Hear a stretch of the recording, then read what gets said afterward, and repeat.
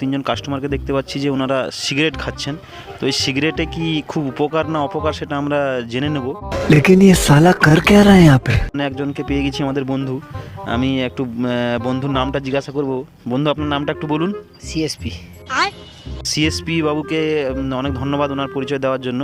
তো উনি একটা দেখলাম যে হাতে একটা সিগারেট ধরেছেন, তো এই সিগারেট খেলে আপনার কেমন মনে হয় আপনি বলুন।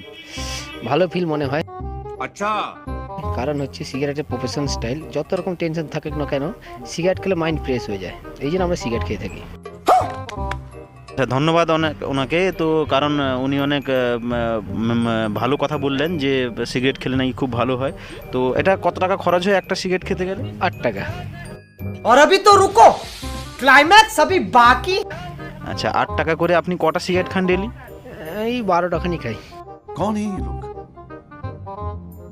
कहाँ से आते हैं ये? তাহলে 12টা সিগারেট উনি 8 টাকা করে খান, মানে তার মানে তো মান্থলি অনেক টাকা। তাহলে তো ওনার নিশ্চয়ই আপনি করেন কি? আমি কিছু করে মেশিনে অর্ডার দিয়ে দিয়েছি, 5 মিটারের অর্ডার।